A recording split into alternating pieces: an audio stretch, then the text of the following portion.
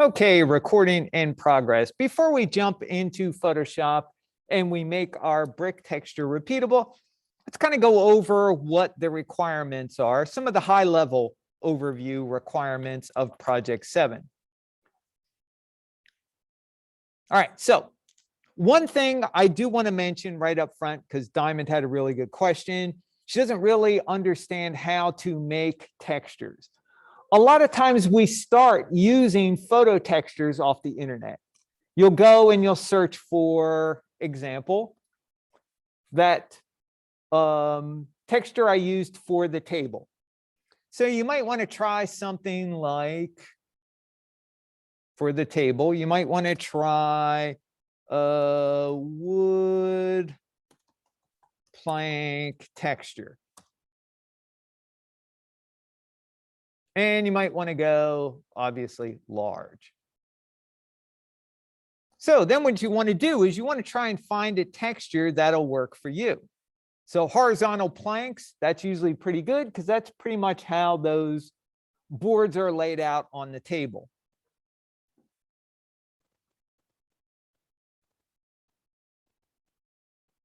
Now, obviously, the larger the texture size, the better it's going to be. So you want to make sure you find free, non-commercial textures you can use. You want them to be large because that is going to show up pretty close to the camera in the close-up. Camera is going to be right in front of it. So for this one, like 1820 by 1214, that's roughly twice what our resolution of the render is going to be. So that might work okay. Now, you can also type in like, you can try like 2K wood plank textures to see what you get. Some places will give you 2K, 4K, 8K. They may charge you, you want free, you're a student, you don't have any money. Oh yeah, I know how it works. I know how it goes. So something like that for the table. Trying to think what else. So like the floor inside, let's see, wood parquet floor. No, I didn't spell it right. Parquet is when they take small pieces of wood and put them together into a design. Like, well, this, for example. That would be parquet flooring. So usually what they do is parquet flooring like that is usually in little they're in little squares. And they've usually got the little pieces of wood put in them already. So and the nice thing about this is you can put these side by side. They line up nicely. They look nice. They make a real nice pattern. So you have this kind of herringbone where they've got a pattern where they kind of zigzag it or not quite crisscross it. But there's a lot of different types of flooring. So here's another real good example of ornamental. Oh, this is real good. So this looks really cool on a floor. Now, if you want to get ideas for like flooring and walls and stuff, go to Home Depot, go to Lowe's, go to any one of the home stores, take pictures. But they have like a whole area full of tile and wood flooring, and you know they even have a few walls up where they paint with different textures on them. But the cool thing about this is if you go to, for example, this website, you can see more of it. And a lot of times they will have good resolution images you can actually use as texture. Yeah, agree and close, blah, blah, blah, blah, blah.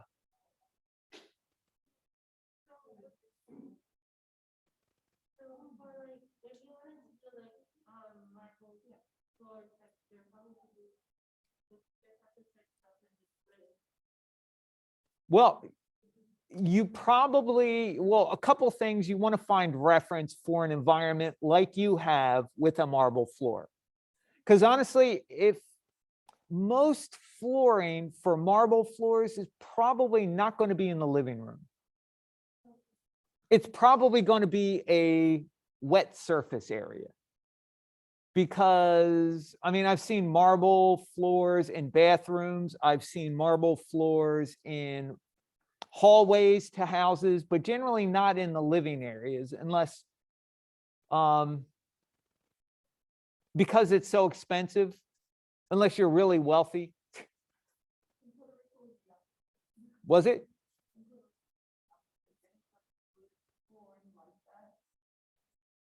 Oh, yeah.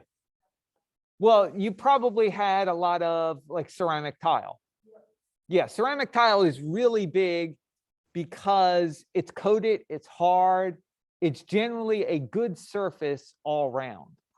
So another alternative to that diamond would be ceramic floor tile.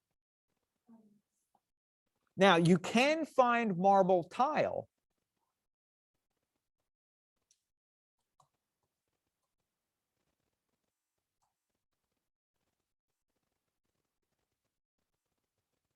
But the problem is you're going to need to have it in squares.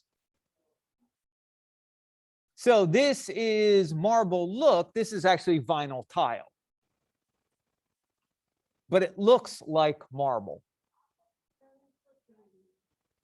Now, you could go with something like this. You just, you know what? You go to Home Depot, Home Depot's website, look for flooring, and they usually have thumbnails that usually you can blow up, and they're usually pretty good.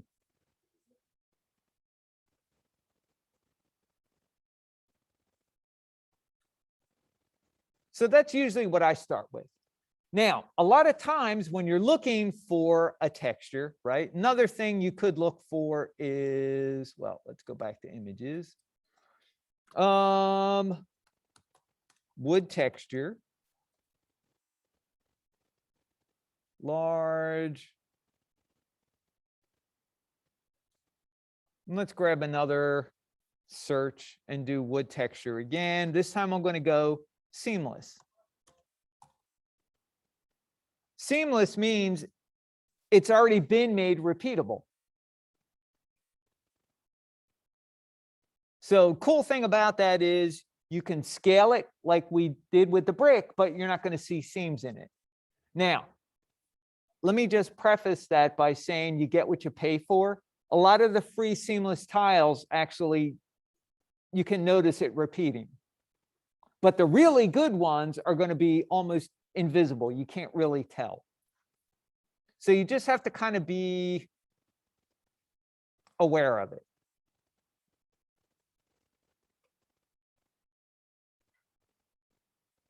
All right. Dia said it worked at Home Depot. Oh, you got the best place for reference. Allegra said, how will we go about carpet or the fake grass? Good question. All right, so let's go to images. And that is usually called, well, it's artificial turf. And they use it so that they don't have to have lawn maintenance. It doesn't require water, and it looks good all year round. It's usually some kind of,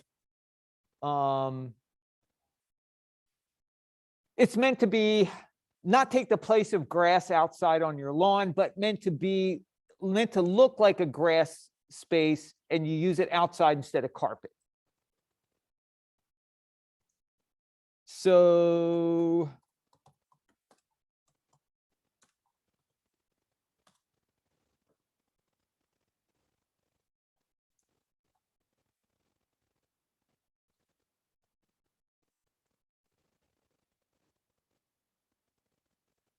there you go. And I would even go in and make it seamless. That way you can repeat it. Like with anything, when in doubt, type in what you want and ask the great Oracle Google or Bing or whatever your search engine is. So Don't use carpet, Allegra, mostly because the carpet has a nap on it, which means you can usually see it raised above, and that really needs to be modeled in to be accurate. So our floor for the interior should either be tile or wood or some kind of hard floor covering rather than soft like carpet. Now, for the outside, you've got that artificial strip of grass. You don't really have a choice, but fortunately, it's not that close to the camera.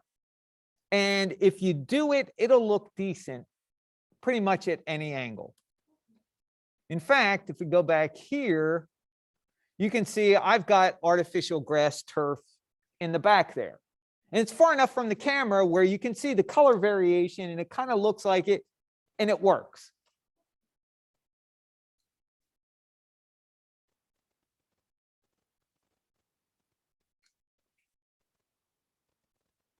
All right, so excellent question. So let's go back. And let's see. All right, so you're going to choose one, either the interior day or the interior night, exterior day, exterior night, one environment, one time of day. You're going to do a long shot and a close-up. So you're responsible for adding materials, just like you were in Project 6, for all elements that are visible in the render and in reflections. You're responsible for adding textures to all elements that require them. That's going to be based on your reference. And again, you've got a wall. Well, the reference for the inside for your wall, can you see that kind of orange peel texture? Depending on how far it is from the camera, probably not. Means you don't need a map to describe that. All objects have been given UVs, but you will probably need to modify them based on your texture. Now, if you're using a seamless texture, you generally don't have to worry about it that much. As long as the UVs are uniform, that seamless texture should cover very nicely. But if you've got individual boards like I had for the table for planks, then you're going to need to align the UVs onto your texture.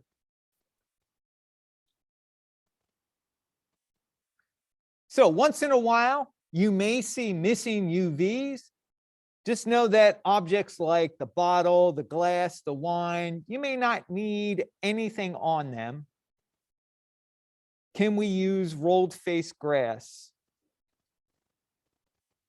It's what Home Depot. Yeah, that's exactly what we have in the Zen garden. That rolled fake grass is basically like carpet that's in a roll, and they roll it out and it goes on top. So if you get a chance, Dai, I recommend going back behind building 4D and take a look at the Zen garden. Now, you guys who are back there, is the grass still in decent shape? The artificial? No, it's dirty. Dirty? Okay, well, that means it's, yeah, it's dirty. Although after last night's rain, it's probably not that dirty anymore.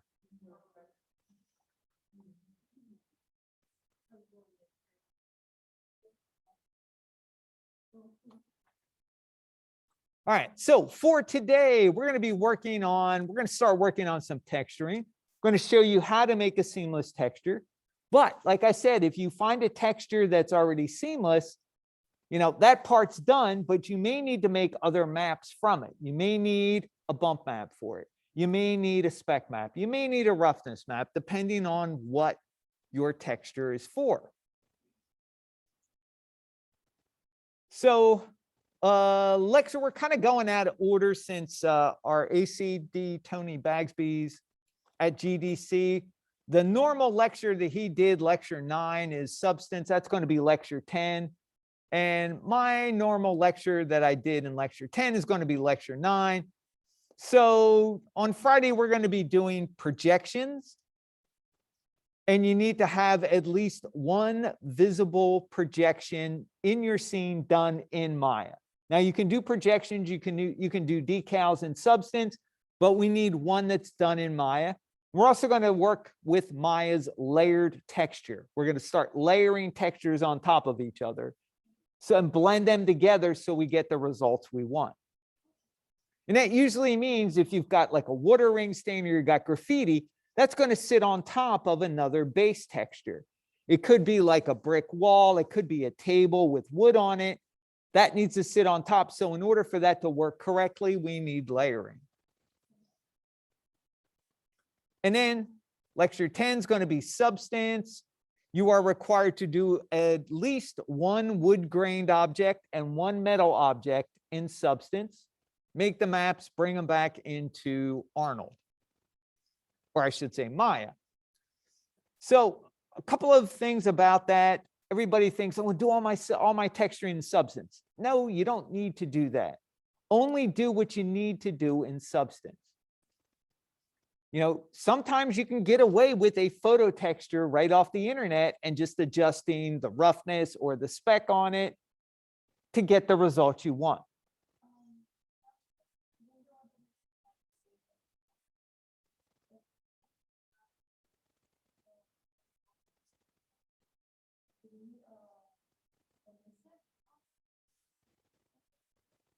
Well, wait, if you're doing, you did the daytime Zen garden? Oh, all right. So the daytime scene has no candle geometry. So you're not going to worry about that. For the nighttime, your lights are still going to be mesh lights. They still need to be mesh lights because that's what's illuminating the close-up scene. And you might want to make the candle holders metal. They could be brass, they could be bronze, they could be tarnished. In addition to the knife blade for the cheese. So there's your metal there for the outside. You could do the knife blade for the cheese, and you could do the cutting board for the cheese. That could be your wood, that could be your metal. Or you could do the table instead of the cutting board. But just don't do too much. The whole idea is kind of doing what you need to do and using the proper technique and the proper software to do it in. Not everything gets done in substance. Not everything gets done in Maya. You know, it's kind of a trade-off between the two. And we're telling you just do two things in substance. If you want to do more, that's fine, but you still need to demonstrate the other stuff. Like you need to do a projection in Maya with layer texturing.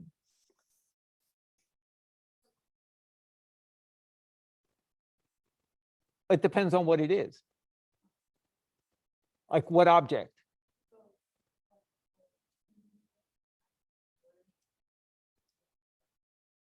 Okay, as long as it matches your reference, that should work. Sometimes you can get away with the same texture. Sometimes you can't. It's all going to be based on your reference. Like some of the reference I found for that IKEA, the entertainment center was more like a bleached birch, and the table on the for the computer desk was a little darker stained, kind of like a maple or an oak. So it all depends on what kind of wood is in your reference.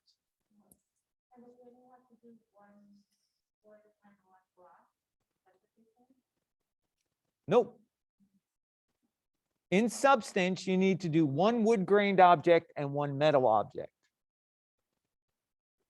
They have to be made, those maps need to be made in Substance Painter. But you still are going to have glass. They still need to have glass, look like glass. Now, depending on what your reference has, if you don't have any fingerprints or thumbprints on your glass, you don't have to worry about maps on glass.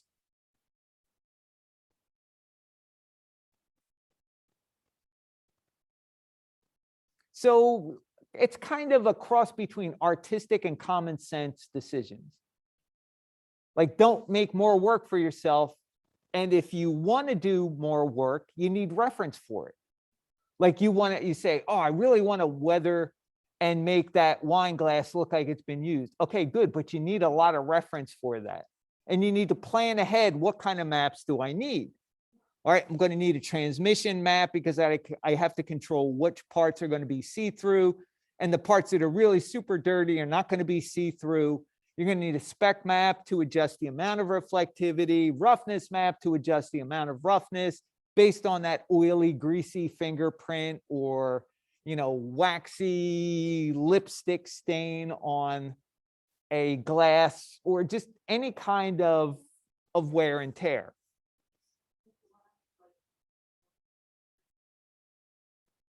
Yeah, if you want to make the cutting board dirty, you need reference of a worn, used cutting board. So, for example, let's go back here again. So let's go wooden cutting board.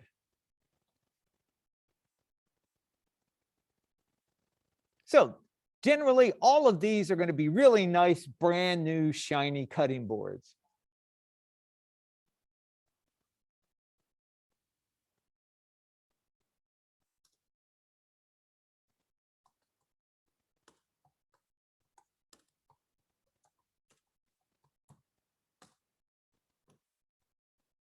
Whedon. No, it should be wooden. Oh. There we go. All right, so now we're starting to get into cuts and stains, areas, some areas that are worn more than other areas. You can see cut marks here.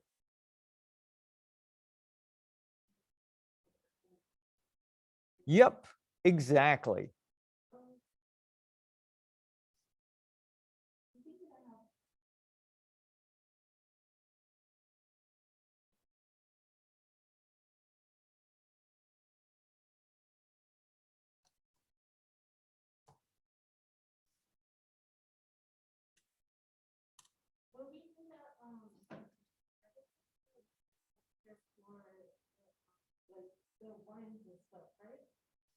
Well, it depends on if you're, you know, is your wine bottle look fairly clean? You probably don't need a texture. No. Generally for liquid, you don't. You don't need a map to describe that because most liquids are relatively clear. Unless you get into things like milk or orange juice or something like that. And then you're going to get into subsurface scattering. You're going to get into a more complex material, but not necessarily a texture map. What else? I just thought of something, but I'll have to bring that up when I think of it.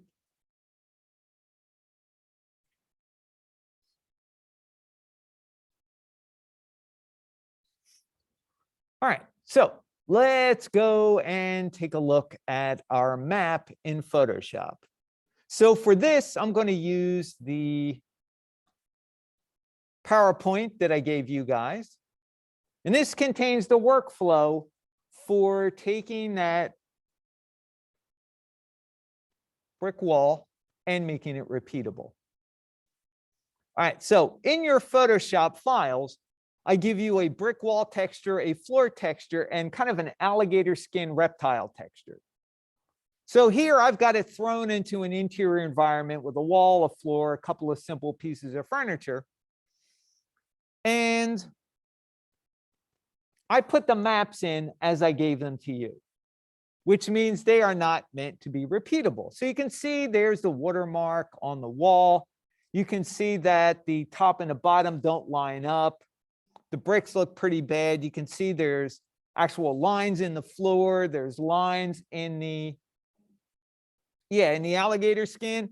And after I make them repeatable, then they fit a lot better. So this is before and this is after. Now, the brick wall is by far the easiest. And that's what we're going to do now. But I do, inside the PowerPoint doc, I do have the workflow for the floor, which is a little bit harder, and also the workflow for this alligator skin, which is probably the hardest one. Only because that alligator skin, while they have individual little cells, they're not uniform, they're not all the same shape, they're not straight lines, it's not right angles, it's very organic. So, nope. They are just there in case you want to go beyond what we're doing today. Like I said, the workflow for all of those is in that document. We're only going to go through the first part, which is making the brick wall repeatable and then making a bump map out of that brick.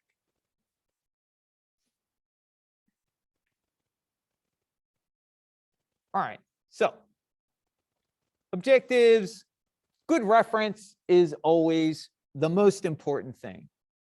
Kind of an introduction to Photoshop. Most of you know Photoshop. Even if you don't think you do, you probably know it better than you think. Photoshop, after all, is an image editing tool. I don't care what else is in Photoshop. It has some 3D, it had some animation, it had a bunch of other stuff. All right, but it's designed as an image editing tool, designed to make photos.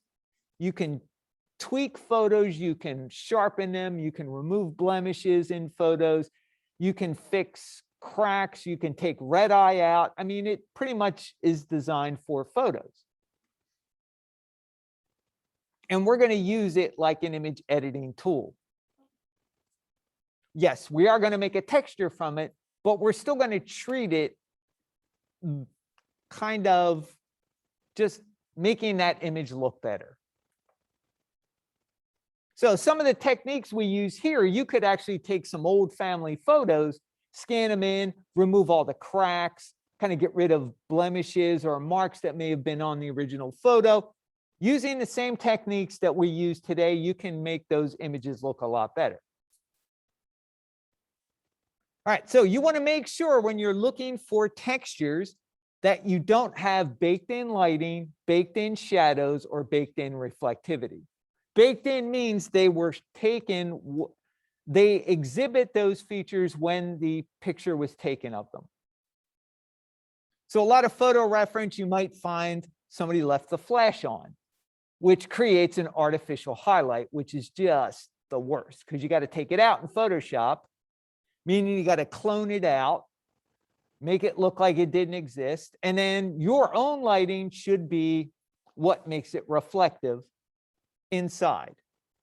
Shadows, another thing, you know, that denotes time of day. Your shadows that are in your texture may not line up with the shadows that are in your scene for your time of day. And then you don't want objects to have reflectivity that's the same at all angles.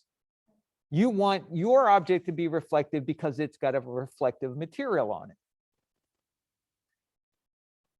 All right, so Photoshop really has not changed since it was released. And I started using Photoshop way back, like 1989, 1990. Like, yeah, I'm that old. I used Photoshop coming out of the crib. No, it's pretty much been the same. It was designed as an image editing tool. The difference between then and now is there's more tools, it does a lot more, but it still functions the same way. And the thing that made Photoshop so good at the time was the ability to put layers in.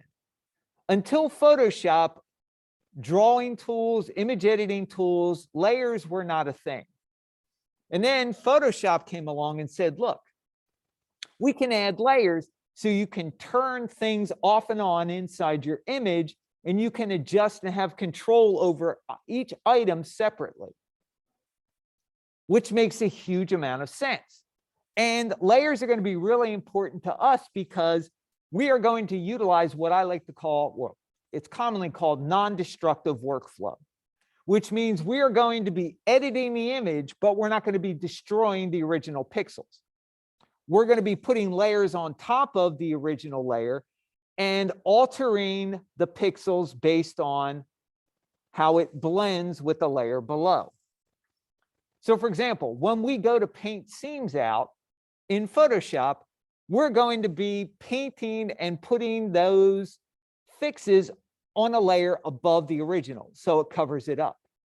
And if we make an error, we can get rid of that layer, turn it off and on. We can see where we're at. We can even erase certain portions, all without having altered the original pixels. Because if you try to work on the original pixels and make a mistake, you can undo, but you can't erase. Now, tools in Photoshop haven't changed that much either. I mean, they've added a whole lot more, but the basic tools are still there. Anytime in Photoshop you see a little triangle next to a tool, that means there are tools that are similar to it. Let me see. What can I turn off? Oh, I don't have that much running. I'll run Photoshop. Let's hope for the best. I'm going to turn off my video just to give myself some more resources. All right. So you always come up with this, kind of happy welcome home area with all the Photoshop products. And what I'm going to do is I'm going to open up one of the files we give you. So inside that little Photoshop files packet, we've got the brick wall. There's the wood floor. There's the alligator skin. And then I've got a clone stamp practice JPEG. I'm going to open that up. And if you guys want to open it up, feel free. This is basically room 127 over in 4B. Computer animation building, room 127, before we ripped the carpet up and made it all, that kind of polished concrete that's all throughout the whole building. All right, so we took pictures of the lab room that we were in and kind of thought it'd make a good exercise to practice using the clone stamp tool to get rid of all those bits of filth on the carpet. And it also, this kind of brassy electrical access cover makes for a good demonstration on using the Photoshop healing brush, because the healing brush and the clone stamp are very similar. They do the same thing, except the healing brush will average colors together. It'll take your target color and your sample color and blend them together, which is really what we use for color variations when we've got scenes. So it works really, really well. All right, now, a couple of things in Photoshop, which you probably already know, but I'm going to tell you anyway. On a Mac, Command plus and minus will zoom out and in. And you can zoom all the way into pixels. Or you can zoom all the way out in Photoshop and make your image look like a pixel.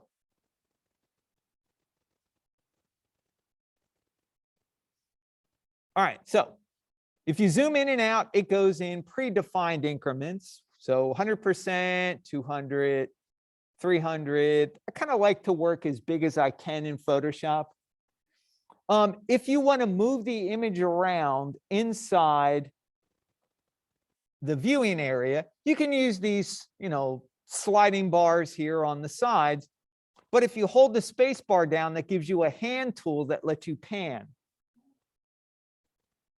in Photoshop. So a lot of really cool shortcuts.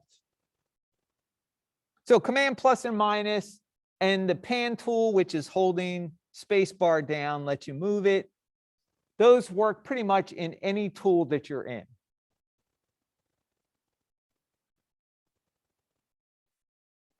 All right, so tools on the left side. The tools we're going to be using are the crop tool. We're not going to use that right now, but we're going to use that for our brick wall. So, Photoshop has added a whole bunch of cute little videos. So when you hover above a tool, it shows you exactly what the tool does and how it works, which is kind of nice, but it really is kind of a resource hog on your computer. But, it works pretty well. You can turn that off in the attributes, or I should say in the settings. All right, so we're going to be using that to crop our image. We're going to be using this tool right here, which is the clone stamp tool.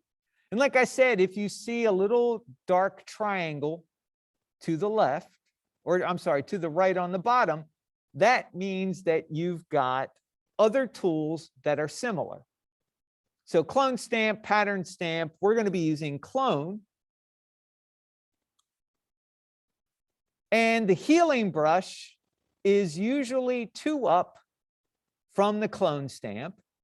And, it may not be the tool on display, It might be buried under the patch tool or the spot healing or red eye. But healing brush is here, and that works sort of like the clone stamp, but it blends colors together. Now, here are some things in Photoshop also to consider. When you select a tool, so I select the rubber stamper here, or not rubber stamper, but stamper tool, you'll see a bunch of properties go across the top under the main menu. Think of those kind of like the attribute editor in Maya. It tells you some of the things that you can alter in the tool. So for example, when I activate it, right now, I don't have any preset or predefined settings for that tool. And next to it, I can adjust the size and I can adjust the hardness of the brush. When you use the clone stamp, you want the hardness to be 100%. We don't want fuzzy, blurry pixels on top of other pixels, because that says automatically, hey, there's something here. So we want a hard brush, meaning we're replacing pixel by pixel on top of each other. Now, the size can be adjusted using shortcut keys. It's the same shortcut keys as a brush in Photoshop. Anybody know what the shortcut keys for the brush size is? Nope. Close. Photoshop gurus, where are you?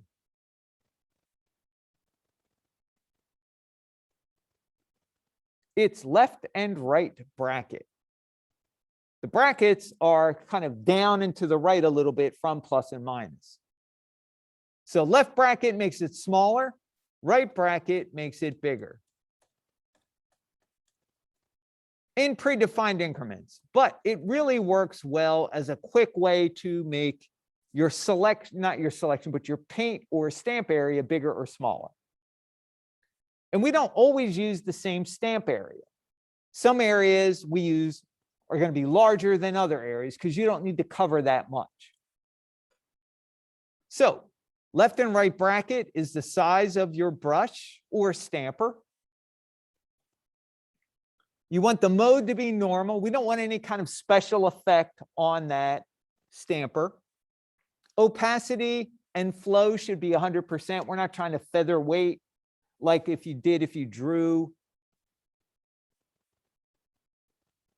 Angle should be 0. Align should be checked on. Now, here's one of the things you're going to need to change. Under sample, you probably have current layer. You want to change that to current and below. And that's the magic of Photoshop and the stamp tool. Because what it will do is allow you to sample a lower layer and stamp onto an upper layer. So for example, I want to remove this little bit of white dirt, dust, whatever happens to be, debris on the carpet right here. Right? So I want to do it in a non-destructive way. I don't want to stamp on top of those original pixels in case something changes. So I'm going to add a new blank layer. And I always like to name my blank layer what I'm working on. So that's my clone layer. So now with my clone stamp tool set for current and below, when you go to sample or clone in Photoshop, you hold the Option key down and it changes your icon. So now it looks like a little bullseye, a target. That means you are in sample mode. So what I want to do is I'm going to sample pixels that kind of represent the area around the ones I want to cover up. Like, for example, I wouldn't go all the way up here in the top and sample that and cover that up. That looks out of place, right? So I'm going to Z back. And I wouldn't take pixels that are too light over here and put them here because that's going to be noticeable.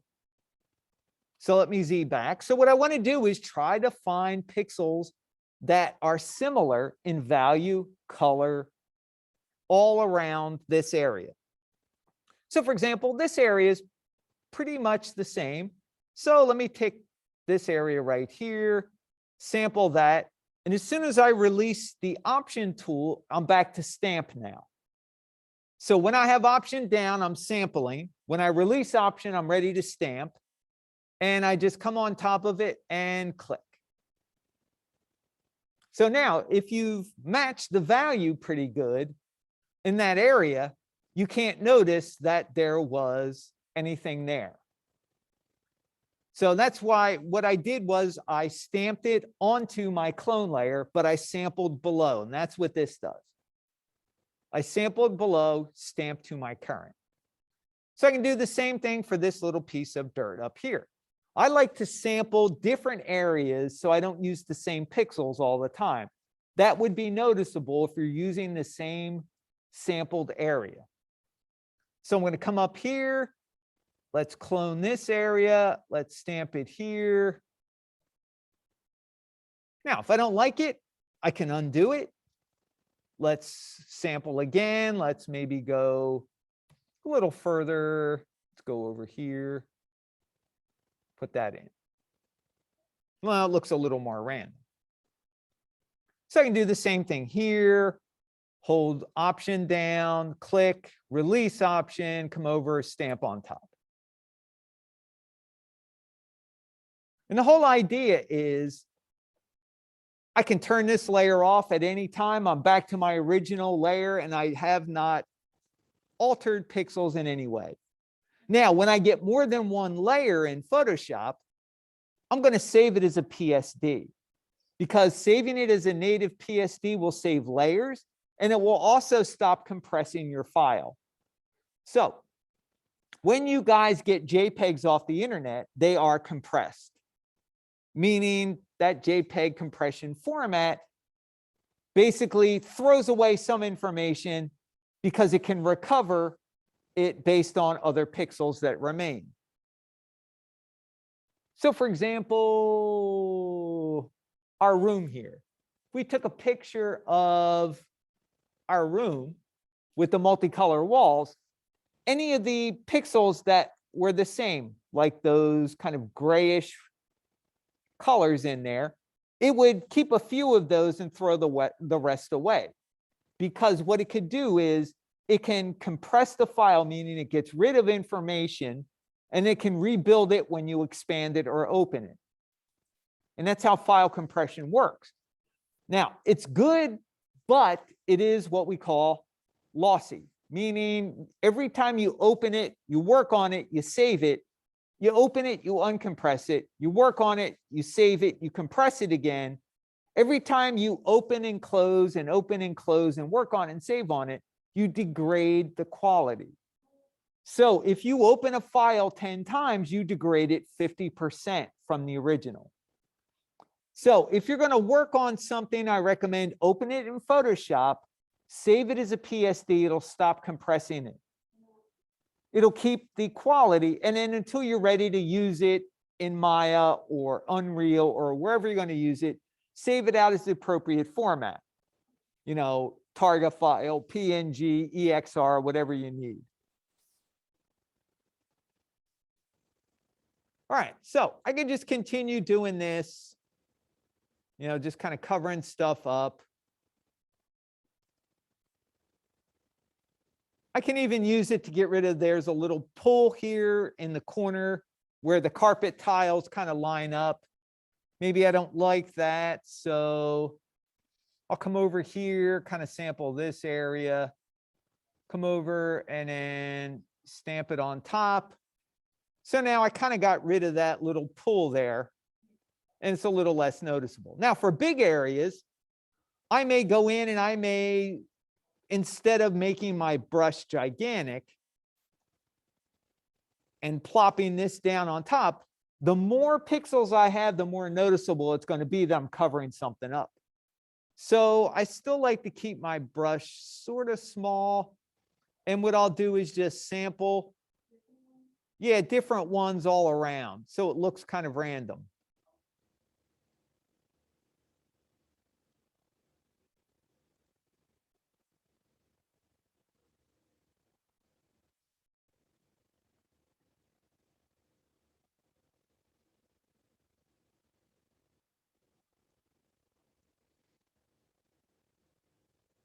So I try to make it as random as possible, so I really can't detect a pattern. All right, now I want to show the healing brush, and I want to show you what happens.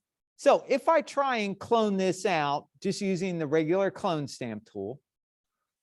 So for example, a sample here, let's sample here, come down here. I've covered it up completely. So it kind of looks like it wasn't there at all. But what if you want to blend the two together? You want to blend that brassy color together with the carpet texture. That's where the healing brush comes in. Now, the healing brush has the same parameters as the clone stamp. You want to make sure that your brush hardness is set at 100%. And you want to make sure your mode is set to normal. And you want to set your sample to current and below.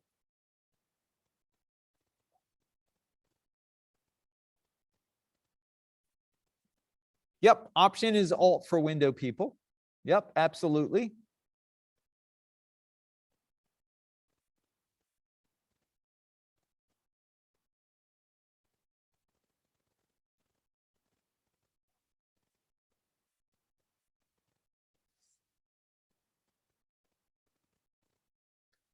And let's see, how do you deal with something like wood grain? It'd be pretty much the same way. You're going to have to kind of paint in the wood grain. In fact, I show that in here, down in the wood grain, right here, where you're going to have to take areas where the grain doesn't line up and basically make it so they do line up. So you're going to be using a combination of the healing brush, the clone stamp tool, and pretty much everything to get rid of all the seams. So it's really kind of the same technique, only takes a lot more time.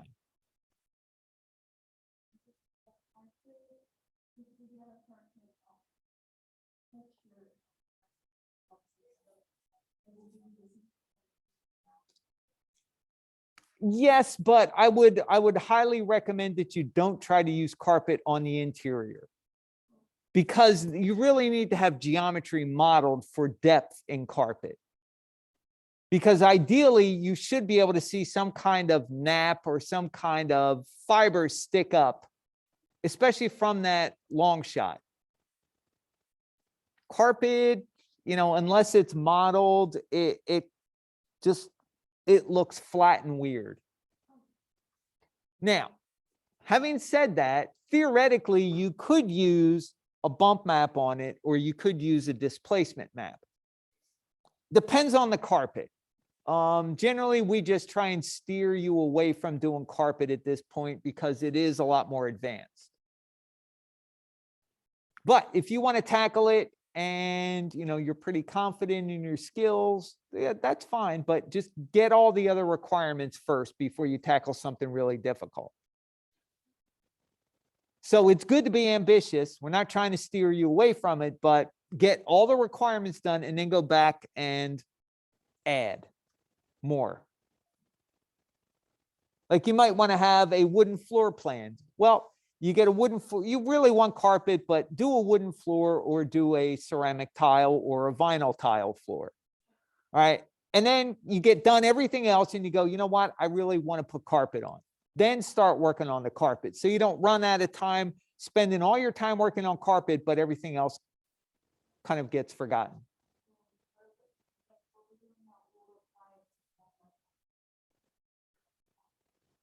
Yep. It would, exactly. If you have to make it repeatable. Or if you just want to get blemishes. So for example, you got a texture, but it's got a really terrible blemish in it that you don't want. All right, well, bring it into Photoshop, clone it out. Because not everything you get on the internet is going to be like super photo worthy. Some of that stuff for free is there because it's not perfect. So actually, that's a really, really good question.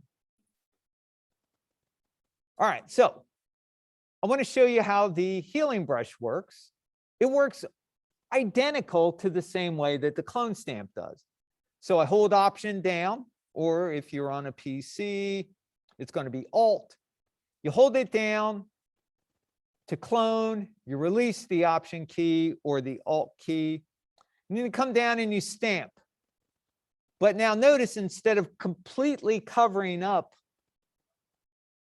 with carpet, it blends the carpet into the color of the access cover. You make it a little bigger so it might be easier to see. Let's do this. Let's do that.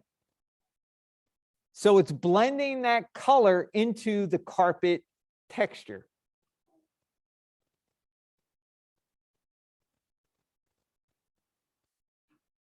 So now it kind of looks like somebody pulled the access cover off the carpet and you're left with a stain there. This is what we use to blend. So for the bricks, we're going to have areas where one side of the brick is going to be lighter than the other, and you're going to be able to see that line. This is where you take the healing brush and you kind of blend them together so that your eye doesn't really pick up a seam there. Does that make sense? Good questions. I miss anybody in chat? Did I miss any questions? In Zoom? Everybody good? All right, Griffin's good. Tristan, he's good. Thank you. Allegra, Daya, Eel. Jose's good. So Allegra said, but it keeps the color. How would a healing brush help with brick colors? Because you're using the brick color to sample. And when you clone, or actually when you use the healing brush, it's going to use the color that you sampled and the target color, which is what it's doing here. It's using the gray carpet and it's using that brassy color and it's blending them together. So on the brick, it would just be two separate colors of brick, which would look like this. So for example, if this brick, so when we make this repeatable, this side is going to line up with this side, where you're going to have this color brick line up with this color brick. So you need to use the healing brush so that you average the colors together and blend them together. And that's what the healing brush does. All right, so let's go in. The workflow in here, step by step, I'll refer back to it occasionally just to make sure I'm on target. But the first thing I'm going to do is open up the brick and then crop it.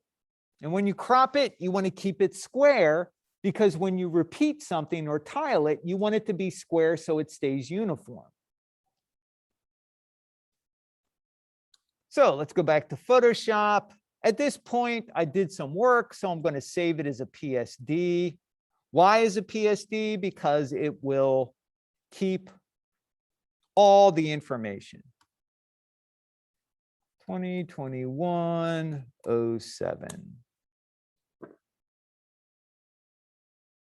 All right, so let's open up that brick wall, that brick texture, and start. All right, so this is 100%. You can see it's a little over 1K. We're going to use the crop tool, which looks like two right angles here. And in the options for the crop, we want to make it so it's 1:1 square. So ratio or resolution, that's pretty much independent. But I want it to always be square whenever I move this crop tool. Now, the idea is I want to crop as little as possible because I want to keep as many bricks as possible. But what I do want to get rid of is the top row of bricks and the bottom row because they're incomplete. They have no grout. So what I'm going to do is just pull my crop down and put it halfway in the middle of the grout at the top. And a lot of times I'll zoom in for this to make sure I'm on target. So notice the bricks are not perfectly flat either. They're kind of wavy a little bit. So I'm just going to kind of make sure I get a little bit of grout above here.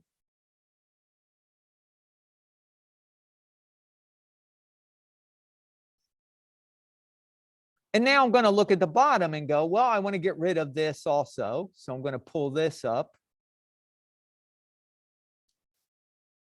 So now I've gotten rid of the top and the bottom, but notice that my crop area still has the watermark in the middle. Now, if I move it to the left, I make it smaller.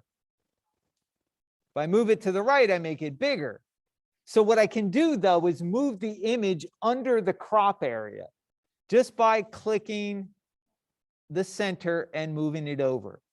Now, let me undo that. Because Photoshop, if you're very careful, Photoshop realizes if you're trying to drag it in one direction, you probably want to just maintain that same height and distance. Meaning it will kind of help you along by, it feels like it's snapping and maintaining just as I slide along that one axis. Now, what I want to do is try and get a couple of bricks to be like right in the middle here. So I could pick these. I'm going to actually, I think I'm going to try and pick.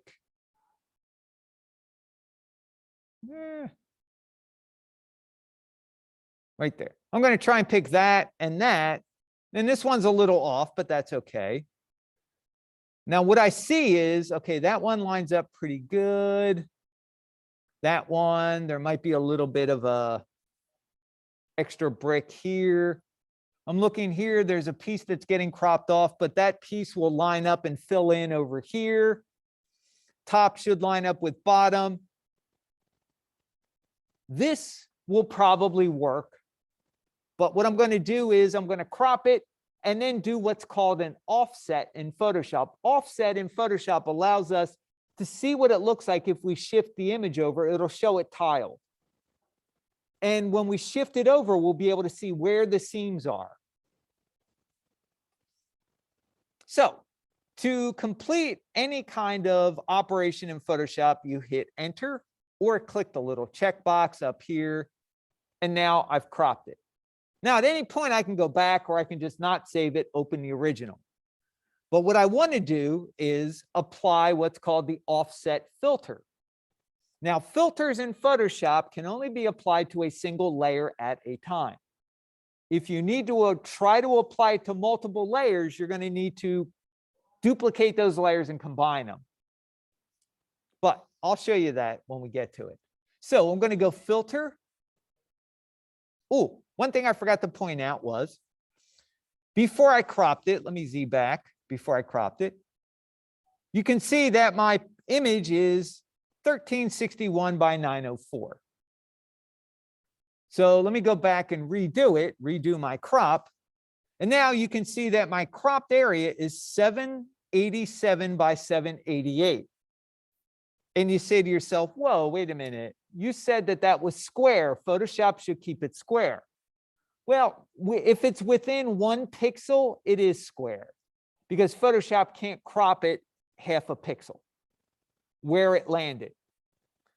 So basically what I do is I just look at that and I'll take the even number. The even number is important to me. Now, a lot of you may do it. It may be 788. For both of them, perfect. 788 is your number. That number is important because we want to offset it half of that number. We want this edge here to be slid right to the middle, which is half of 788. We want the top to come down halfway. That would be half of 788. This way it puts the seams right in the middle, and this is where we paint the seams out. Now, 788, I can't think of what half of that is off the top of my head. I think it's like 394, something like that. But let's bring up our friend, the happy little calculator, after my Mac crashes. Okay. Don't do that to me, Mac. All right, 788 divided by 2, 394. That is going to be my offset number. Your number may be different, but it's going to be based on your crop. And again, you can find out what your image size is in the bottom left of your document window. So I'm going to close my clone stamp. That's probably not helping. So we go filter, other, offset. Anytime in Photoshop you see 3 dots or an ellipse after an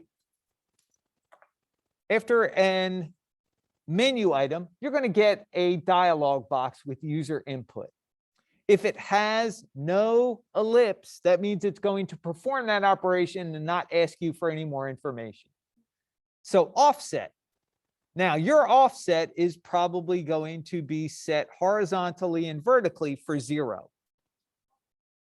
So a couple things in the offset window. You want to make sure preview is turned on and wrap around. Now, as I go sliding this over, you can see as I move it, it shifts it horizontally. Let me just reset that back to 0. And it'll shift it vertically. Come on, Photoshop. All right, so already determined half of 788 is 394. So let's offset it horizontally and in 394 vertically. All right, so if your crop yielded this kind of result, it's pretty good.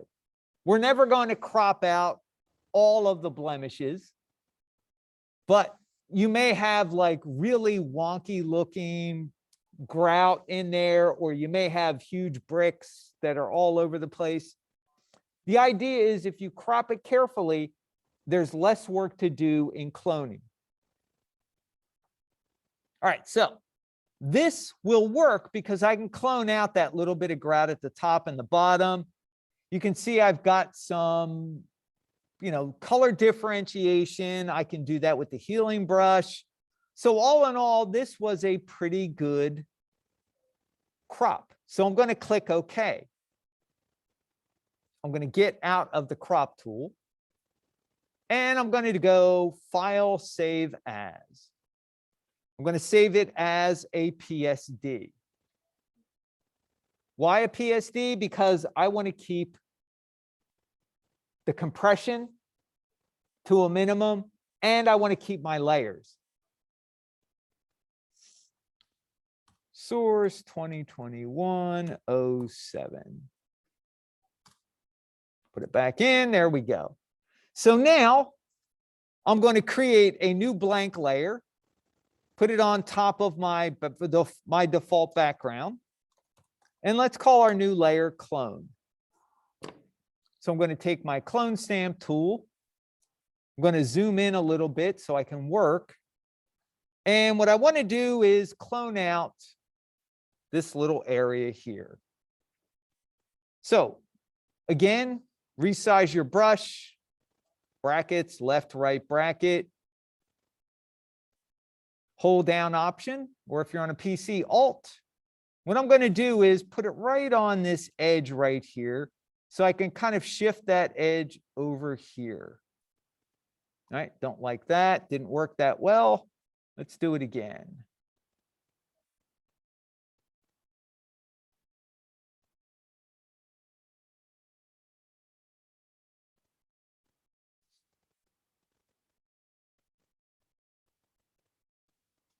Okay, that worked a little better. Now what I want to do is just fill in that little area, and I can do that with a smaller clone. So let's just kind of do this. Like I said, I like to just keep sampling so I get different pixels, even if they're in the same area. All right, so that part's covered up. I want to go down to the bottom and fix that one also. So I'm going to do the same thing, except I'm going to clone the top here, just kind of fill it in.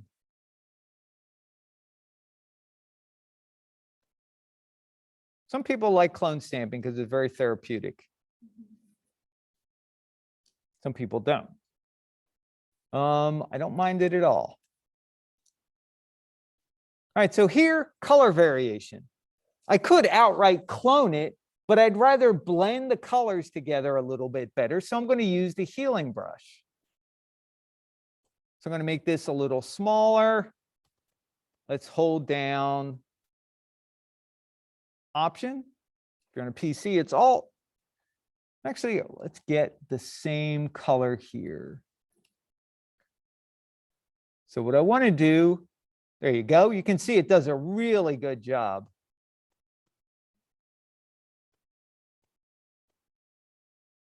Of just kind of blending those colors together.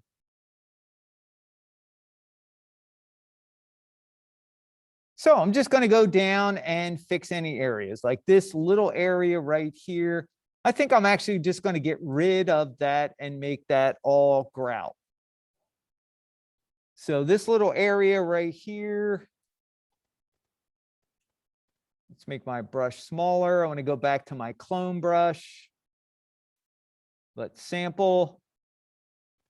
And let's just kind of do that.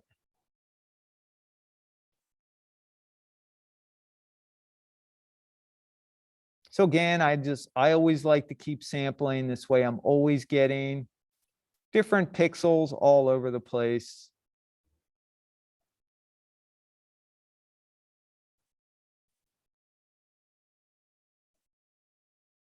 All right, up here, I think I might clone that out.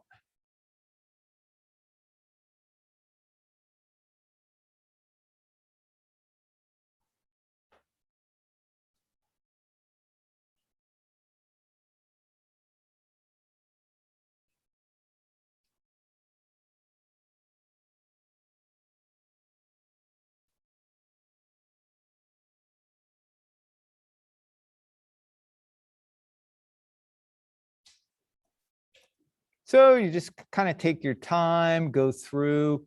I'm going to use the healing brush here because I got variations.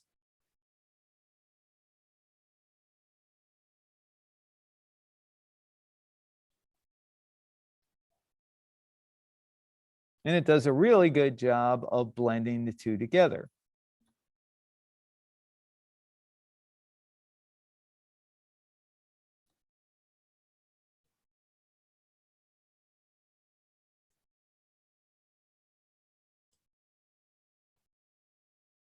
And the whole idea is it doesn't have to be perfect, but you want to minimize all of those areas.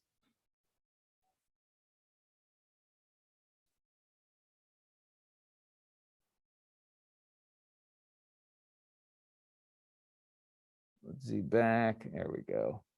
Like that. That didn't show up too good. There we go. All right.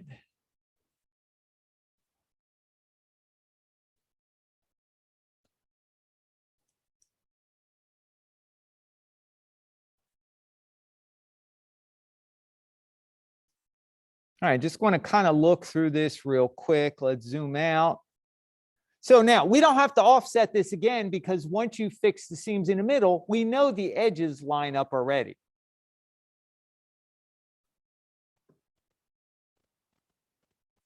All right, so this works pretty good. Now, at this point, I could call this my diffuse map.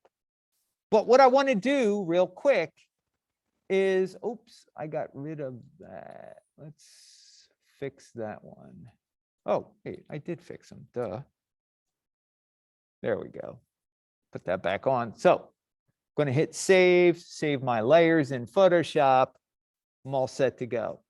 What I want to do is I'm going to apply a little bit of sharpness in here, and I can do this a couple of ways. I can do this by applying the Photoshop Sharpen tool. I can use Sharpen More, Sharpen Edges, Unsharp Mask, Smart Sharpen. There's a whole bunch of sharpen options in Photoshop. But what I want to do is I'm going to use a technique that a lot of texture artists use called high pass filter. And a high pass filter is going to allow the darks and the lights in my image to be separated a little more. So there's a little more contrast, but allow all the midtones, which are kind of the grays, the mid grays, to pass through. And that's going to basically make the pixels look a little sharper. And the reason I'm going to do that as opposed to just doing smart sharpen or unsharp mask is because this will allow me to use the opacity tool to either add a little more sharpness or a little less. Now, that is a filter. And in order to use a filter on two layers, I need to select those two layers, duplicate them, and then merge them together so I have a working layer. I don't want to alter any one of these layers, and I don't want to permanently flatten the image. If I do that, I lose all my editability. So I'm going to select both the background and the clone, right-click, and duplicate layers. Now, the cool thing about Photoshop is you don't have to worry about the dialog box. The cool thing about Photoshop is it will duplicate the layers, put the word copy on them, and select them for you. So now these two layers are duplicated and copied. I'm going to right-click on them, since they're both selected, and merge them. So now that is my merged layer. I'm going to call this my high-pass filter. Basically, it's a combination of my background and my clone stamp layer. Now, high-pass filter is a very simple operation. You go up to Filter, Other, High Pass. And it's going to look a little weird. Like by default, you can go all the way down to 0.1 of a pixel or all the way up to 1,000 pixels. Well, our image is not even 1,000 pixels. Generally, somewhere between 1 and 2 works out pretty good. And I usually like to leave it at like 1.5, somewhere around there. That gives me a good balance between adding a little bit of sharpness, but not too much. So it looks all gray. It looks really weird, but that's okay because we're going to basically use a blend mode on this. Now, right now, that top layer is covering up all the bottom layers. So if I turn that off, now it's not covering up. Nice thing about the new versions of Photoshop is blend modes will show you a preview. So right now, this is normal, meaning layer on top hides all layers below. So I could do something like dissolve, didn't do anything. Darken, you can see it allows some of the information underneath to show through, but that looks pretty bad. Multiply, that's too dark. Burn, that's too red. That's too dark and red. That's just disgusting. Lighten, screen. None of these are working until we get to overlay. Overlay's job is to allow the midtones to come through, which is the basic color information in our scene, while keeping the high pass, the highs and the lows sharpened or a little more contrasted. So I choose overlay, and now let me zoom in, and let me turn that layer off. It's really subtle, but hopefully you can see that with it off, the pixels are a little blurrier. Let me turn it on. And now the pixels look a little bit sharper. You might be able to see it up on the screen a little better too. Yeah. So right now it's off. Looks kind of blurry. But the nice thing about adding a little bit of sharpness to your images that you get off of the internet is they've been processed, they've been compressed.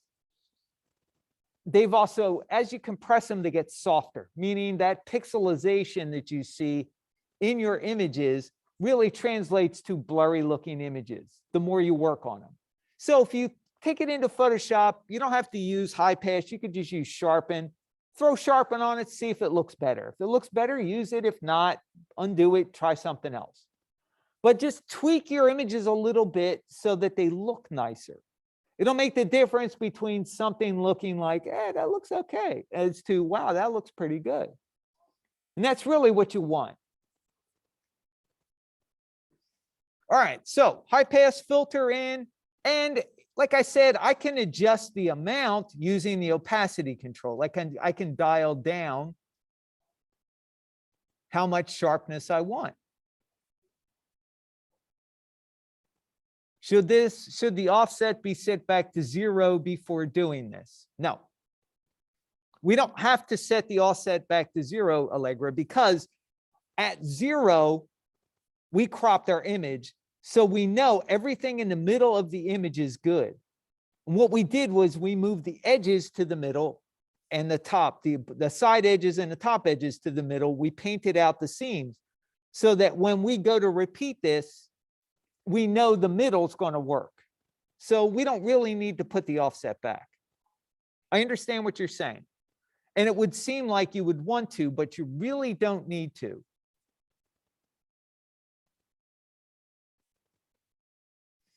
Now, part of the problem is if you put the offset back to 0, the offset's going to be on the background only.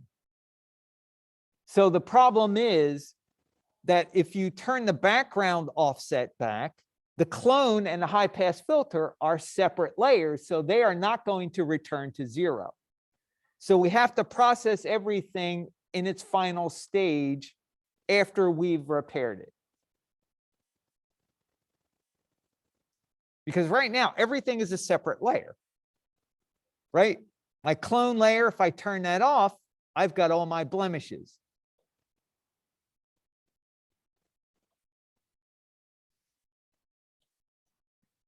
All right, so this is ready to be our color map. This is going to be our base color. So I'm going to go File, Save As. Now, a lot of times in Photoshop, you know that you can't save something as other than Photoshop or TIFF unless you make a copy. And that's what we're going to do. So you got to hit Copy. Now it's going to let me save it as a Targa file, which is what we want to use to bring back into Maya. So Targa, get rid of that word copy. And I'm going to make this base color. 24-bit, perfectly fine. Allegra said, wouldn't you need to offset it multiple times to see all the edges? No, because we've offset it horizontally, we've offset it vertically. All of the issues are in the center of the image. And I already took a look at the horizontal clone. So if I turn all this off, I don't really see any seams in here. I do see seams here.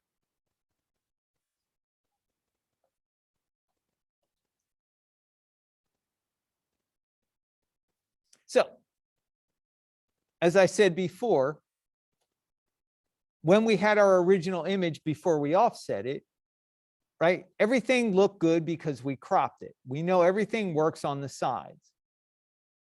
But, okay, so here's the thing. When we had our original image cropped, the center is what we saw.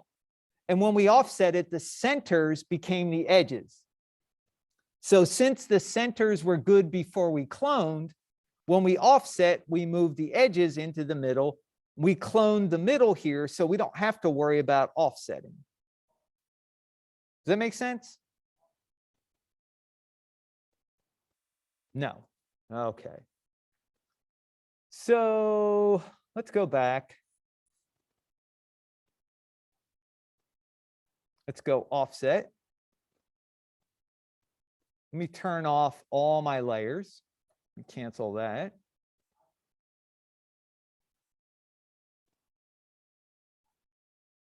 Okay, offset. So if I put this at 0,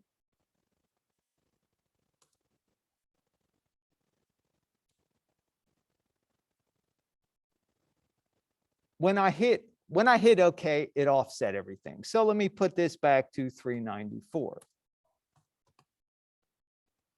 Okay, 394 is where, pretend I hadn't offset this. So it got offset. Right now, this is how I cropped it. When we offset it, I offset it 394 horizontally and 394 vertically. When I did that, it moved the edges into the middle. Whoa, why did that change? 394, 394. All right.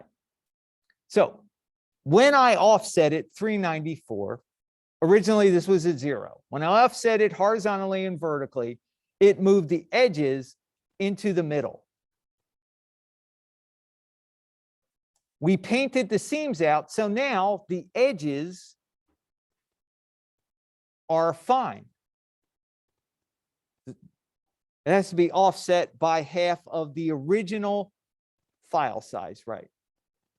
And you always do it horizontally and vertically, so you get a vertical seam and a horizontal seam, and you paint them out.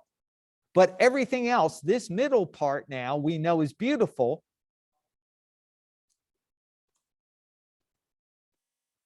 And when you offset it, that's the original. Original file size post crop. Let me cancel that. Original file size post crop is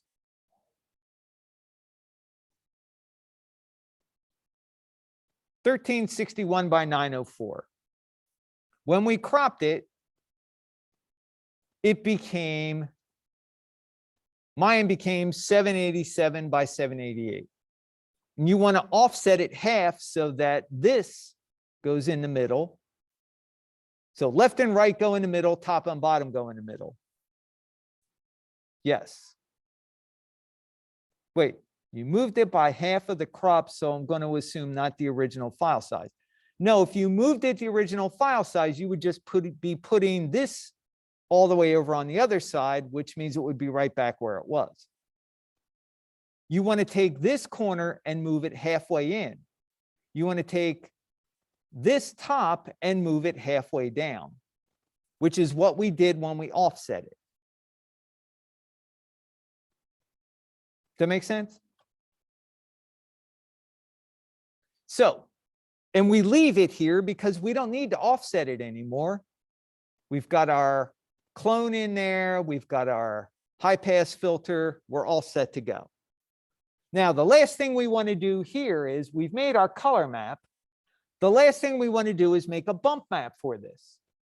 So now we have to figure out in our bump map, what information do we need? So let's go back to our slide here. So for bump, we need black and white information. Black is going to be indented, white is going to be raised up. Now, the first question we ask ourselves is, do we need color information for our bump map? Do we? Yeah, we just need black and white. So we can basically get rid of the color for the bump map. Now, we don't want to do that by going up and making the image grayscale. That would be destroying all the work we did. So we're going to use what's called an adjustment layer. Exactly. I use the black and white adjustment layer so that any folder or group that you put your images into, it automatically made that black and white. Except for this, I want to make it so that it converts all the files below it to black and white. So adjustment layers are this half dark, half light circle down at the bottom. So I click on it, down toward the bottom, or actually right in the middle, there's black and white. So what it's going to do is put a layer at the very top of everything else, and everything under that turns black and white.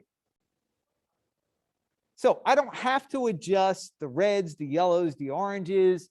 Photoshop automatically converts the reds to the proper shade of gray, the greens to the proper shade of grays, and the blues to the proper shade of gray. So it's really cool because now I can turn that off and I've got my color back. I can work on my color map if I want to, but now I'm in black and white. So this could be for my spec map, could be for my bump map, could be for my roughness map. We're just going to do a bump for now. So now I have to decide, okay, I made it black and white. Is this, if I use this as is this going to give me the right effect?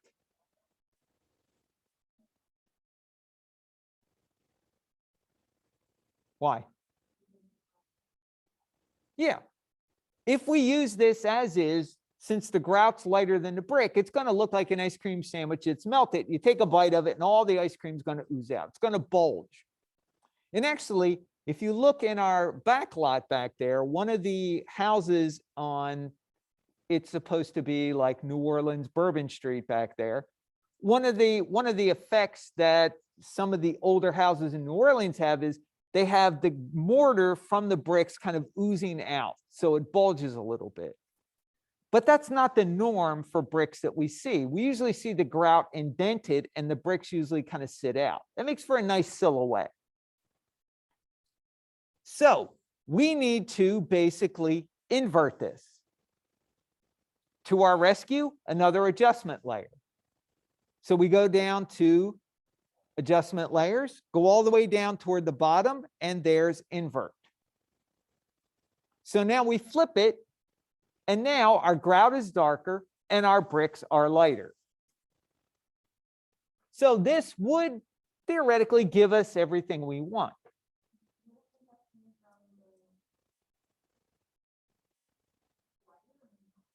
Yes, and that's my next question. So the scratches are going to stick out now. Yes, you're absolutely right, Allegra. So one of the kind of drawbacks of taking a brick is that the areas that look like they had little pock marks before in the original brick are now going to look like little bubbles, and the areas that were kind of bubbles or stood out are now going to indent. Honestly, I don't mind that. I don't think that's a big showstopper. And I don't think anybody's really going to notice it because bricks, let's say normal bricks, look worn anyway. They have scratches, they have bubbles. Either they bulge out a little bit, they indent a little bit from the curing process, from when bricks are wet to when they dry. So yes, all the scratches are going to stick out, but they're not going to be that noticeable. It's just going to look like a brick to us. So I completely understand, Allegra, but I actually don't mind that effect.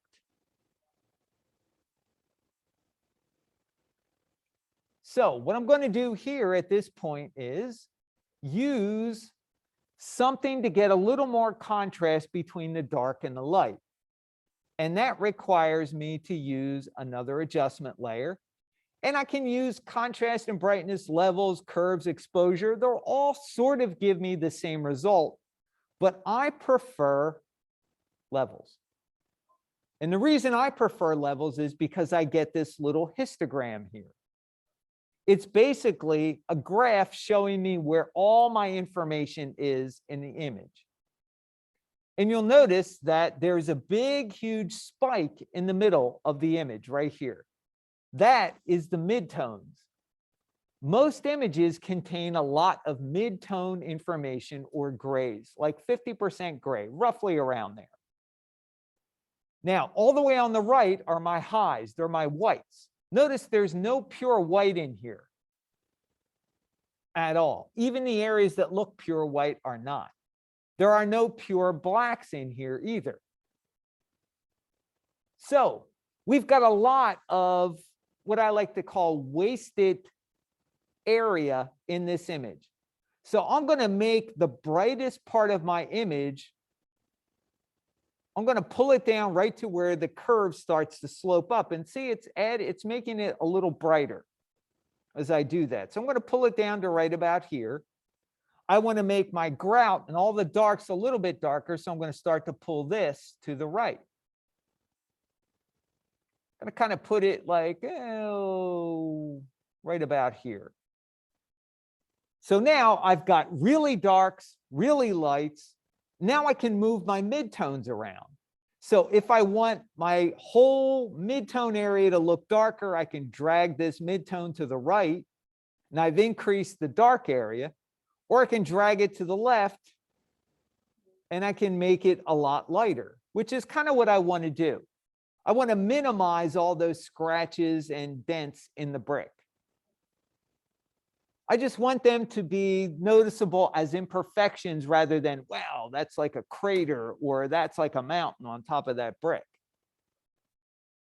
So I like to add this in, and at any time I can click the little eye icon and see what the original image looks like. So right now this kind of looks flat and not a whole lot of contrast.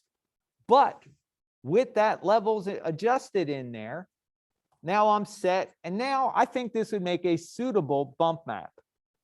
I've got enough dark information to really get some nice indented grout. The bricks are a lot lighter, they'll come out.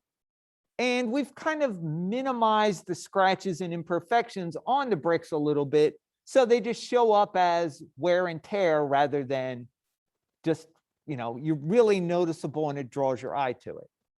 So I'm going to save that.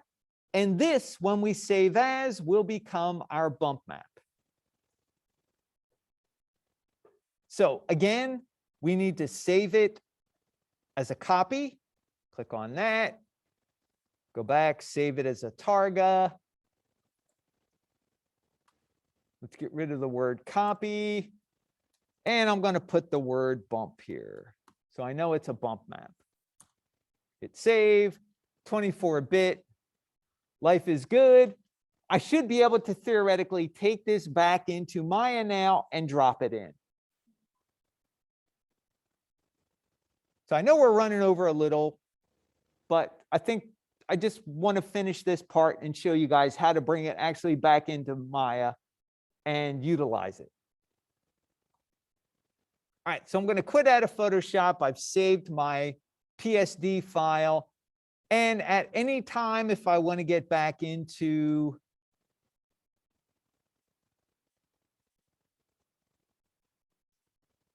my PSD and work on any of those layers, I got my source right here. I open that up in Photoshop. I got all my layers. I can work on whatever I need. All right, so normally what I like to do at this point is I will take the Photoshop file, the base color, and the bump all, and put those into my source images folder of my project. Because if I need to work on it, I know exactly where it is. So I'm actually going to drop this back into our Lecture 6 demo, which is where I put that original raw brick image in anyway. So let's go here and let's paste. So source images, bump map, color map, all made from the same file. They're going to line up because they're made from the same file, which is always another question. How do they line up? Well, since they're made from the same image, they're going to line up perfectly, as long as they're all controlled by the same thing. Now, I'm also going to quit out of PowerPoint right now because I'm pretty much done.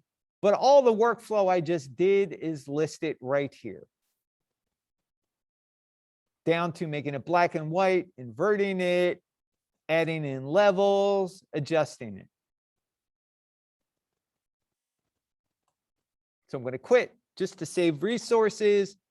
I'm going to fire Maya back up, set my project to the Lecture 6 demo files, and then bring in my, most people would want to bring the color map in right away. I like to bring the bump map in and get it to scale correctly so I can see how much bump I want, and then drape the color on top of it so I'm not distracted by color when I'm trying to look at bump. So some people don't like to do that, but I prefer the color for the last thing. Yes, save it into Targa because that is one of the better formats to bring stuff back into Maya. Only because Targa does not compress as much as JPEG, TIFF, or PNG. Not as good as EXR, but it's like a good in between. It's good file size versus compression. And in fact, before EXR came along, targas were used in compositing. They were considered the high-end image file format. All right, so let's set project.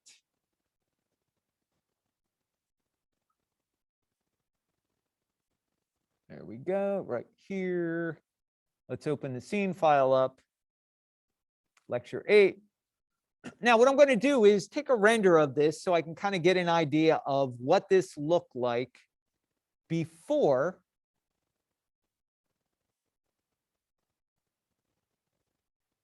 And let's take a render probably from this angle.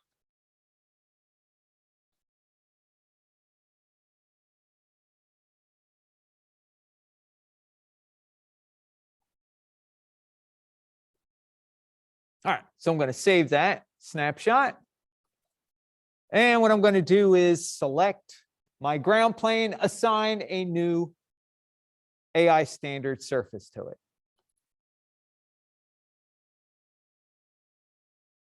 All right, so now one of the things I want to do is let's bring in the bump map first. But in order for me to see my bump map, if I render this out, it's going to be screaming white. So I'm going to lower my base value down to 0.18. There we go. And this is brick. So brick is not really going to be very reflective. It's going to be rough. It's weathered. It's worn. Now, Full Sail Zen Garden, we have brick, and usually that's painted. But depending on how fresh the paint is, it's going to be shiny or not. Like once you wear, a couple weeks of people walking on it, your shine comes right off. So I'm going to make this diffuse for now. There we go. All right, I can stop that. And our bump map goes into, anybody remember what part of the material it goes in? Geometry. All right, thank you, Allegra. So down toward the bottom, we go under geometry. We go to bump mapping. Click the checker button. We want a 2D file because we just got done making our file in Photoshop. All right, now, you'll notice that we come up with the utility. Our file is plugged into the value automatically. So I could click this little button and get to file. Go back, or I could just click up here in the tab and get to file also. Depends on which way you want to go. I'll do that. Doesn't matter. So this is input.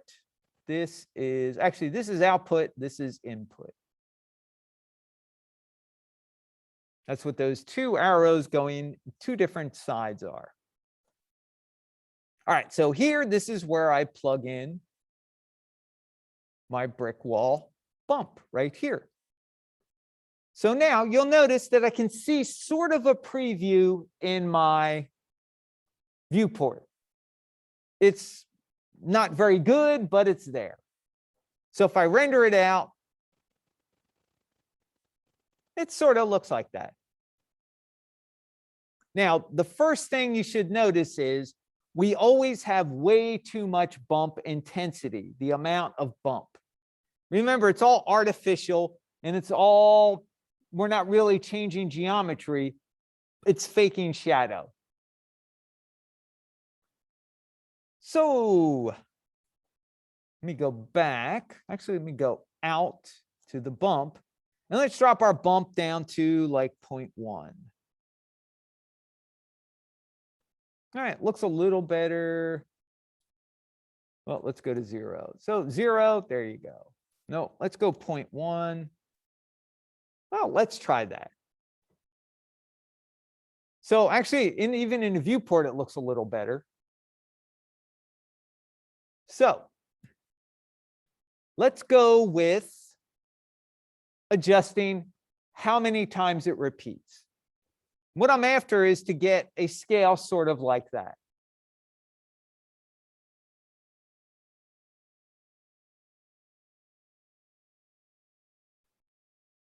Oh, too many. There we go. All right. So I can do that based on the place 2D that's attached to the file node. So what I could try to do is go to File, which is right up here, and I can try click the input. It didn't like that. So I'm just going to go to the hypershade. I'm going to graph my ground. Actually, did I rename that? No, I did not rename it. So there's my new material here. Just called it AI standard. Let's rename that so that this is brick texture.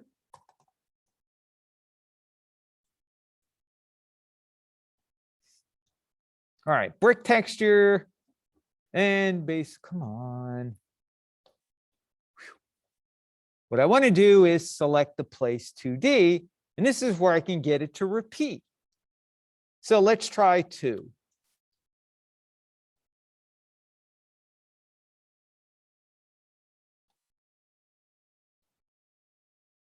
Still looks a little large. Let's try 3.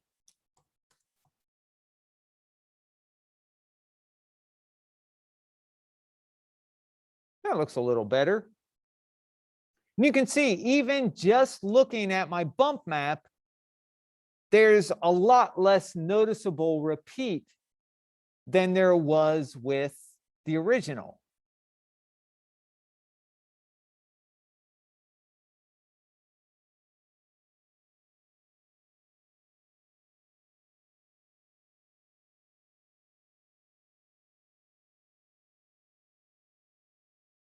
All right, so that'll work for now.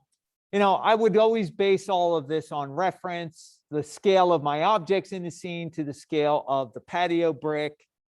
But what I want to do is I want to show you how to drape the color on and get the color to match the number of repeats that the bump has. So color goes into which part of the material? So here's our material.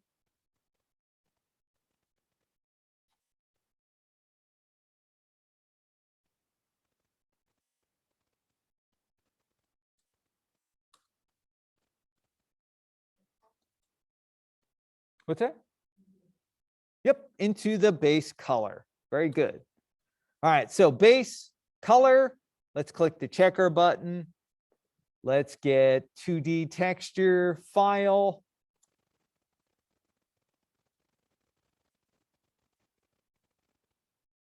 And let's bring our color map in. So I don't want to bring the source in. I want to bring the base color. There we go.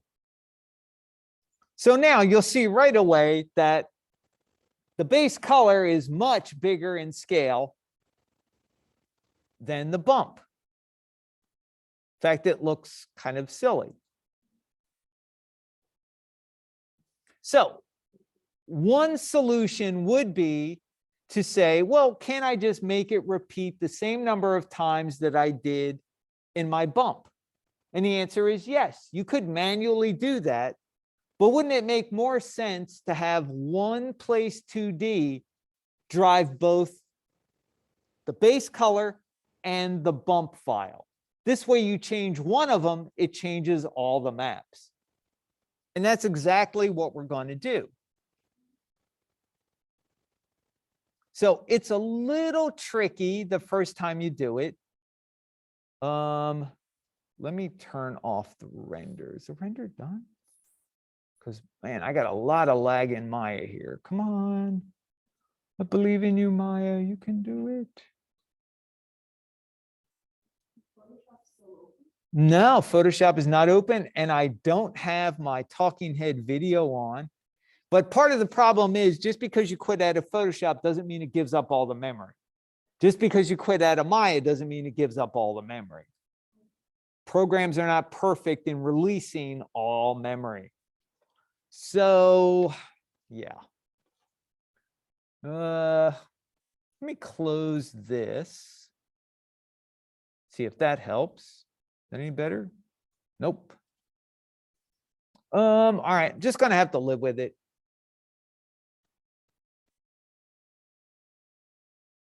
Okay. Whew.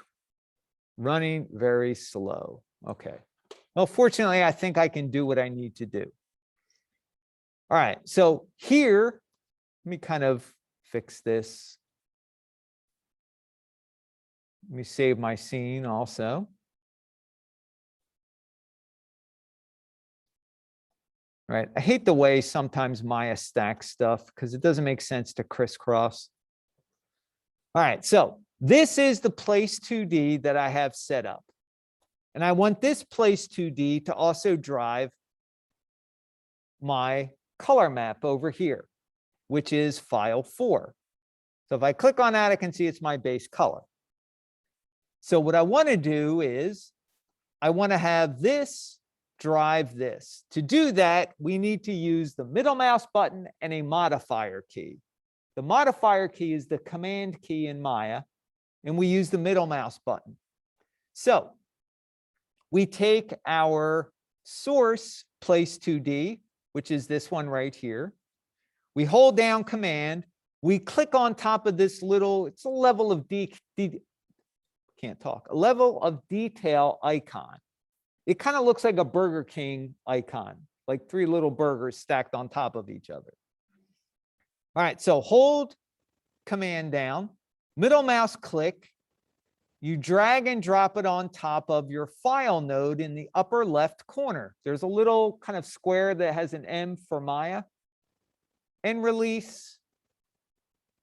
And what it does is it takes all the necessary connections from your place 2D and drops them into file. So let me do that one more time. So I want this to replace this one. I want this place 2D texture 3 to drive not only my bump map, but also my file 4. So command, hold command down, middle mouse click on top of this little level of detail icon. Oops, don't click that. Command, middle mouse click, drag to the M, release. Now, you'll notice that it automatically puts everything in the right scale. So if I adjust one thing, now it adjusts the bump and the color.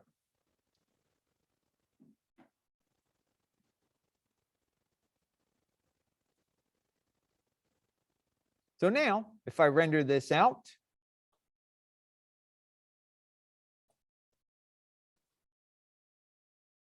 it should look correct.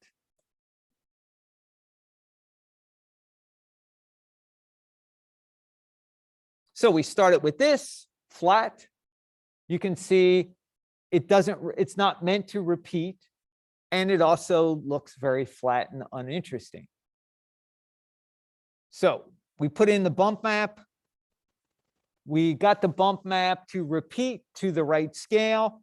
We draped on the diffuse, and then we utilized the same place 2D from the bump to drive the diffuse. So now if I adjust this one setting here, let's go into here. So I could actually take any one of these. There we go. So I want to make it repeat more, make the bricks smaller. I can do that. If it does them all at the same time. Through the magic of modern middle mouse clicking with the command button. So when you have multiple maps and you've got them repeating, you generally want to have one place 2D drive all your different maps, your color map, your spec map, your roughness map, your bump map. This way you don't have to constantly go into each one individually. Oh, did I remember to do that? Why does my object look weird? Well, your spec is much larger than the rest of your scale.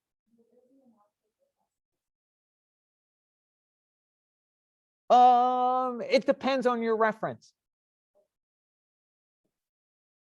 Now, in Substance, when you're doing this, you're pretty much scaling it to the object already because you're painting in 3D. But here, since we're doing a generic seamless texture that could be used for a brick wall, a floor, could be used for a lot of different things, and the scale needs to change, it makes sense to be able to have this so it can be repeatable, and then you can have the ability to put the same place 2D on all your different maps. Does that make sense? So if you wanted to make some of the parts of the brick look wet, like maybe there's a little puddle somewhere, you would paint that into a spec map and then put that in. That's where you'd actually have to go into Photoshop with the UVs or into Substance and go, okay, this area of the grout's got a little puddle, that area's got a little puddle. You could do all that.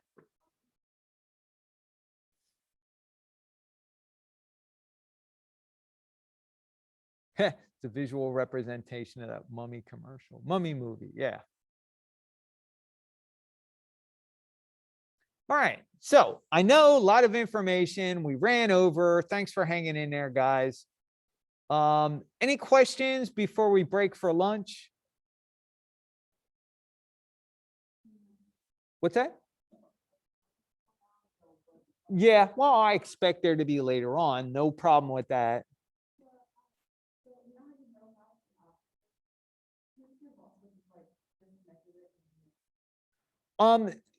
Theoretically, yes, but there are a lot of, it's not just, it looks like there's only 1 or 2 wire connections, but inside there's actually all kinds of UV information. Like it's transferring the coverage, the translate, the rotation information. Even though there's nothing in there, it's got to translate all that. And you have to do them manually if you want to do it. That's why middle mouse just takes all the proper connections and plugs them in automatically. Yeah, no, I was thinking of the same thing, but it doesn't work.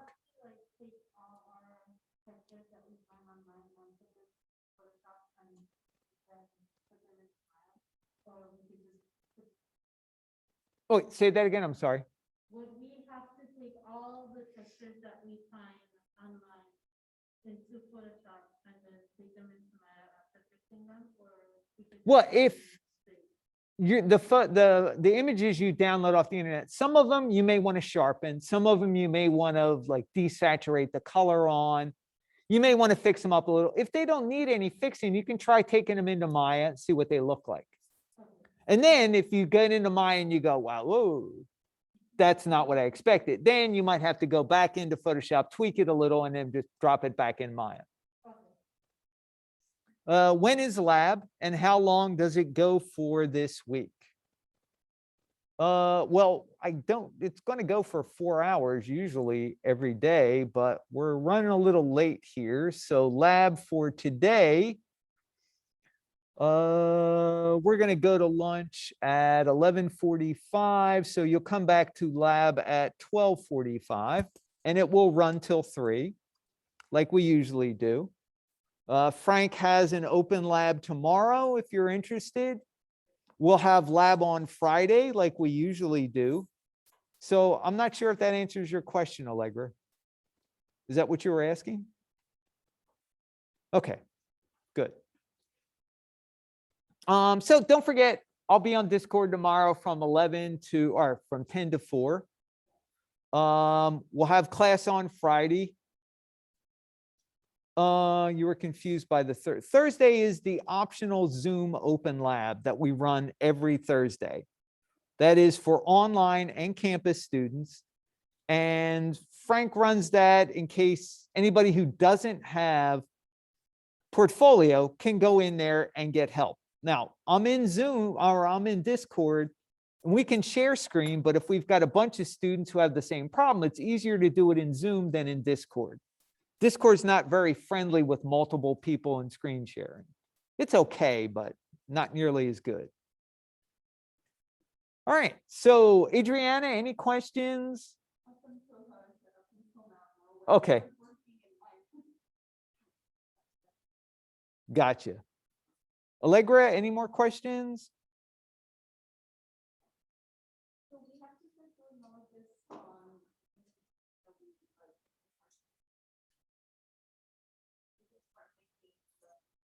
Well, you're going to, first thing I would suggest in lab today is figure out what needs textures. Find out if you want to change any reference, and then start gathering all of that stuff and start working on it.